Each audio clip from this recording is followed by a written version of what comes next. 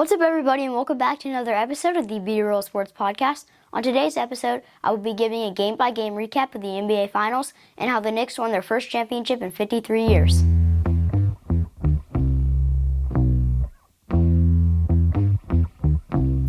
Alright, so like I said, I'll be giving a game-by-game recap of the Finals, and if you did not know before we start, the Knicks won the series 4-1, and we're just going to start with Game 1. So, in the first game of the series, the Knicks won 105-95.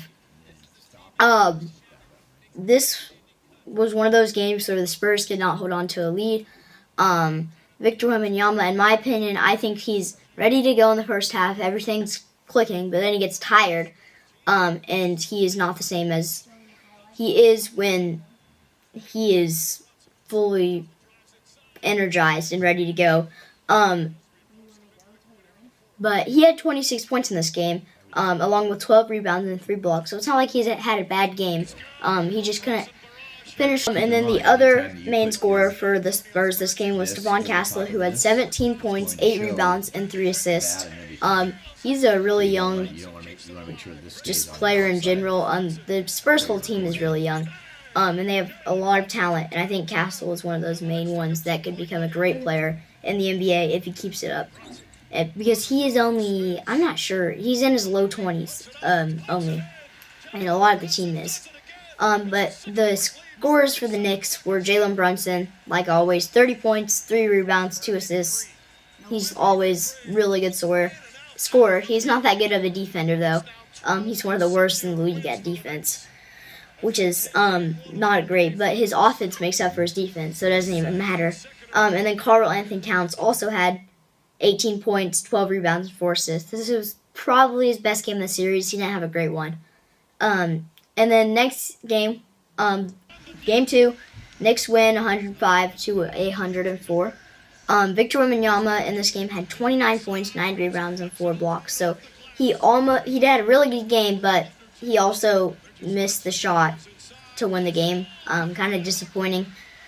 And the Knicks bench, one thing, is a lot more productive than the Spurs. The Spurs don't have a very productive bench, and that's one of the reasons why the Knicks ended up winning, because the Spurs can't contribute a lot on their bench. They just don't have a lot of scorers on the bench. And another thing is the Knicks move the ball a lot more. They have a lot more assists usually, and they're just finding a good shot, but they think they can pass it up for a great shot, which is even better. Dylan Harper in this game had 15 points, 6 rebounds, and 3 assists for the Spurs. He's a rookie this year, and has a really bright future, as well as Stephon Castle. And I'm really impressed with his game. And for the Knicks, Brunson had 20 points, 5 rebounds, 6 assists, like usual. Lots of points scored. He's mostly their offense. They have a lot of scores, but he's just the leader on their team. And then Karl-Anthony Towns, actually, I take that back from Game 1. He had a better game in Game 2 with 21 points, 13 rebounds, and 4 assists. He started getting cold, I guess, at the end of the series. And then Mikal Bridges had 20 points, 6 rebounds, and 6 assists. And that's pretty much all of Game 2. The Spurs just kind of come in clutch when it mattered most. Now going into Game 3, the Spurs won their first game of this series, 115-111. This was a tight game the whole game. I don't really have much to say for it, but the lead that the Spurs usually have in the first half was not really there. But they stayed alive in the second half, and part of it was the Knicks couldn't really make many shots. And another thing was the Spurs put the ball pretty well this game. They had 28 assists to the Knicks only 18, so that was a really good stat, because they're usually not that great at moving the ball. They shoot a lot of contested threes, and that comes to cost them sometimes, especially in the games coming ahead. And Victor Wembanyama for the Spurs had 32 points, 8 rebounds, 6 assists. An amazing game for him. And then Stephon Castle, he had an amazing game for himself with 23 points, 5 rebounds, and 5 assists. And then Dylan Harper, rookie, like I said, had 13 points, 9 rebounds, and 4 assists. So it's really impressive that he can do that at the highest level and with the most pressure. But for the Knicks, Brunson had 32 points, 5 rebounds, 5 assists, like usual, having a lot of points. That's what he does. And then OG Anunoby had 28 points, 5 rebounds, and assists. So he had a pretty good game. He was pretty good this series. And then Josh Hart, unexpected, a lot of points. He had 16 points, 9 rebounds, 5 assists. But he had a really good game. But that's all really I have for Game 3. Moving on to Game 4, which is, in my opinion, the most exciting game in the series. The Knicks won 107-106, but they were down by 29 points at one time, and they ended up winning. This was the biggest comeback in NBA Finals history, one of the biggest in playoff history. And the main reason why the Knicks won, they moved the ball in the second half. The Spurs didn't. They took a lot of contested threes, possession after possession.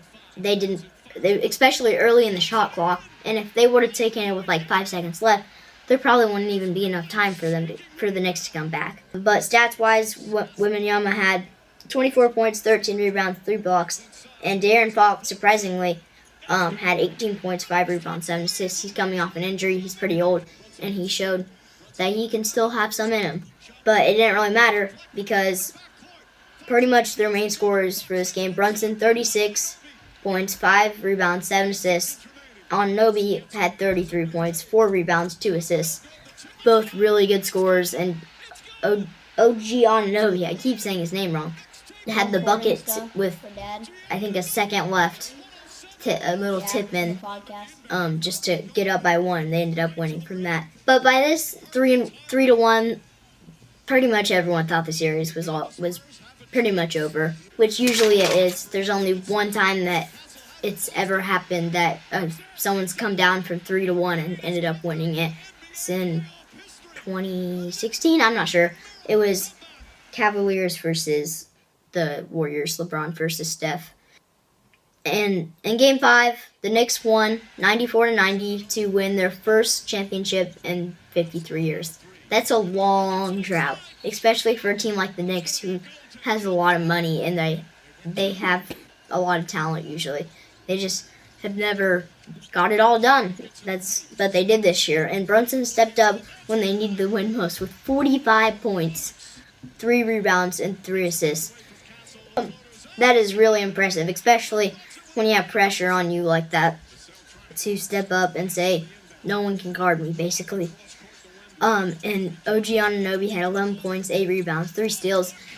He was pretty close to winning Finals MVP. He had a really good Finals run. But Brunson was just scored a lot more, so he ended up getting it. And then Mikal Bridges had 14 points, 2 rebounds, 4 assists. Good job for him. Wembanyama, on the other hand, not a great game points-wise, with 19 only. 14 rebounds, though, 5 blocks, but it doesn't really matter. The Knicks definitely showed that Wembanyama is human. I know a lot of people call him the alien, but they definitely proved that Wembanyama is human. And then Dylan Harper had himself a game with 25 points, 5 rebounds, 4 assists, but they came up just short. Well, that's all I have for this one, guys. Pretty short episode. Thanks for watching. Make sure to hit that like and subscribe button, and I'll see you in the next one. Peace!